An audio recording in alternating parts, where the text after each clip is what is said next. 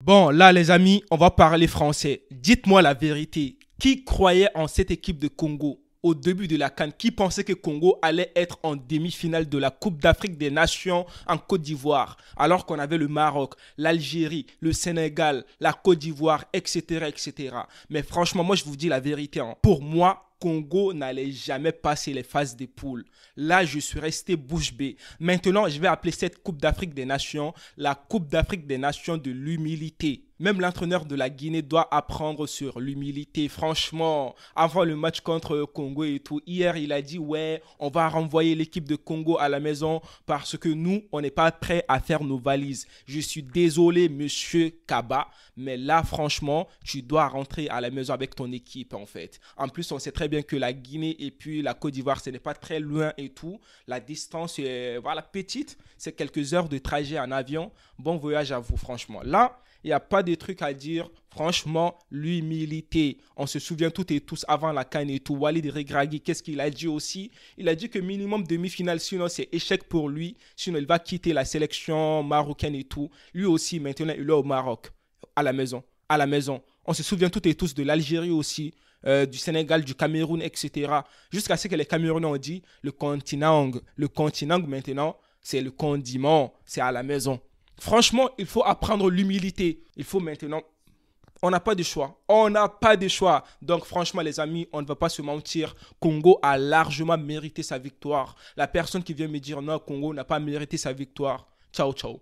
Parce que là, je pense que tu n'as pas regardé le match. Première mi-temps, seconde mi-temps, Congo a dominé le match. À un moment donné, je me suis posé la question. Je me suis dit, mais les supporters guinéens, quand ils sont devant la télé et tout, qu'est-ce qu'ils vont penser en fait? Mais les joueurs guinéens, je ne sais pas ils avaient quoi, mais ils n'arrivaient pas à faire un bon match. Ils étaient là dans le match.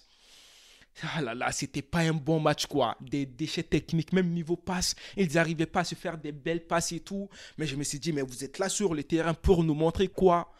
Comment est-ce que vous pouvez gagner contre une équipe de Congo comme ça? C'est impossible. Les Congolais, ils voulaient gagner. Cette équipe de Congo, personne ne croyait en eux, mais eux, ils croyaient en eux-mêmes, quoi. Tu vois, ils ont montré une belle prestation aujourd'hui. On va parler de la première mi-temps.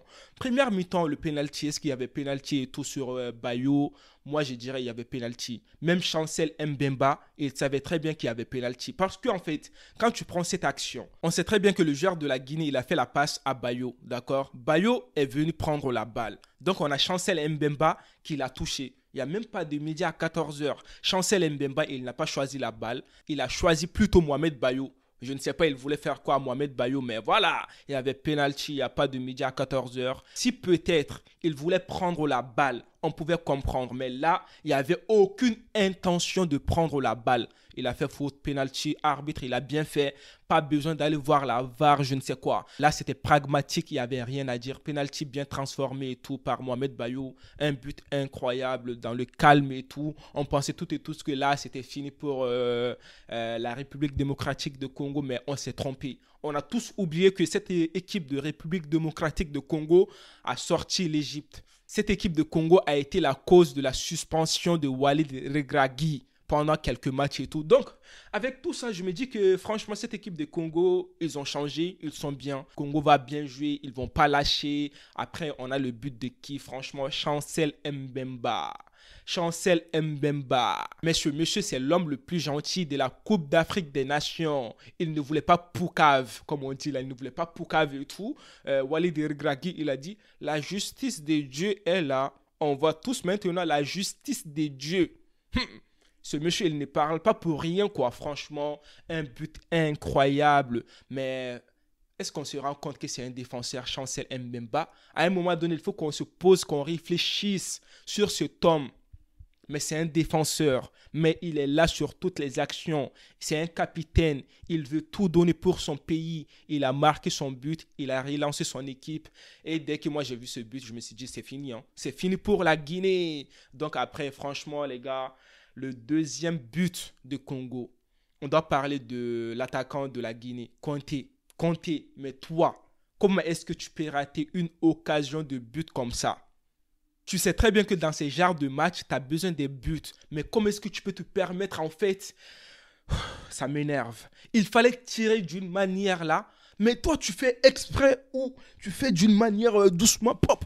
Mais non, c'est pas comme ça le football. Il faut nous respecter à un moment donné. Après, on a l'action de Silas. Il est passé entre deux défenseurs de la Guinée et après, boum, penalty. On ne va rien dire. Personne ne va venir me dire que non, il y a corruption, il n'y avait pas penalty, c'était penalty. Il était dans la surface de réparation. On a notre gars là, Wissa. Wissa, un match incroyable. On peut dire tout ce qu'on veut, mais ce gars-là, il porte l'équipe aussi de Congo. Il est là, penalty bien transformé dans le calme. Et là, ils sont rentrés dans la tête des Guinéens. Et après, on a le troisième but. Mais ce troisième but, moi, je suis resté bouche bée. Je ne sais même plus quoi dire. Mais cette CAN, on voit des buts. Je n'ai pas de mots, les gars. Je n'ai pas de mots. Comment est-ce qu'on peut penser comme ça sur un coup franc? Mais le gardien aussi. Tu penses que le gars, il est là pour rigoler ou quoi? Tu penses que Maswaku, il est là pour rigoler ou quoi? Même quand tu vois son prénom, tu sais que ce Tom-là, il n'est pas venu pour rigoler avec toi. Comment est-ce que toi, tu peux laisser tous ces espaces et tout comme ça? Non, ça ne se fait pas. Donc, franchement, un beau coup franc. Est-ce qu'il a fait exprès de tirer le coup franc comme ça? Pour moi, oui. Parce que même sa façon de tirer le coup franc, on sait très bien qu'il a fait exprès parce que le gardien était sorti. Donc, une belle victoire de la part des Congolais. Je n'ai rien à dire. La seule chose que je peux dire aux Congolais, surveillez le fleuve. Mhm. Il faut bien surveiller ce fleuve-là. Parce que là, ils ne sont pas prêts pour rentrer. Même moi qui suis malien, peut-être si demain le Mali gagne contre Congo, ça va être compliqué. Si la Côte d'Ivoire gagne contre Congo, ça va être tellement difficile. Parce que ces Congolais, en fait, ils ont envie de gagner. En plus, dans ce match, il ne faut pas oublier que Congo a fait une différence, surtout au niveau offensif. Parce que Guinée n'a pas joué offensivement. Mais les Congolais, ils ont joué offensivement. Si tu veux créer des occasions, ben, il faut aller offensivement. Il faut aller créer des occasions. Donc, les Congolais, ils n'avaient pas peur. Ils étaient là. On a Wissa qui est là, qui va aller chercher des occasions. Il n'a pas peur. Donc, plus tu vas créer des occasions, plus tu vas aller offensivement, plus tu auras des fautes, plus tu peux marquer des buts, plus tu peux faire mal à l'autre équipe. C'est ça qu'on a vu dans ce match de Congo. Franchement, une belle attaque. Ils sont là, même s'ils n'ont pas des joueurs de classe mondiale. Avec le peu qu'ils ont, ils vont tout donner. Ils vont se donner à fond. Ils ne vont pas abandonner. Non, c'est trop. Franchement, cette équipe de Congo, masterclass, une victoire méritée. Maintenant, place aux demi-finales. Congo, Congo, Congo. Félicitations à vous les Congolais. Excusez-moi parce que je vous ai tellement négligé. C'est trop. C'est trop. Maintenant, les amis, on va parler du match de Nigeria vs Angola. Nigeria a gagné d'un score de 1-0, une victoire méritée. Nigeria veut nous montrer une belle prestation pendant cette Coupe d'Afrique des Nations. Ils sont là, ils sont bien tactiquement, ils sont bien défensivement, ils sont bien offensivement. Il n'y a rien à dire, même s'ils ont beaucoup d'attaquants. Mais il y a l'équilibre dans cette équipe de Nigeria. Une belle victoire. Franchement, l'Angola aussi, une belle compétition. Je peux dire que c'est l'homme là qui va me manquer, c'est Maboulou. Mabouloulou, je pense. Franchement, il va nous manquer avec voilà, ses buts et tout. Après, sa célébration là, franchement, une belle compétition de la part des Angolais. Ils ont fait une belle CAN. C'est ce qu'on peut dire niveau Angola. Nigeria maintenant, on verra. Est-ce que Nigeria va aller en finale? Je ne sais pas. Mettez-moi vos avis dans les commentaires. Qu'est-ce que vous avez pensé de ce match de Nigeria contre Angola et le match de Congo vs Guinée?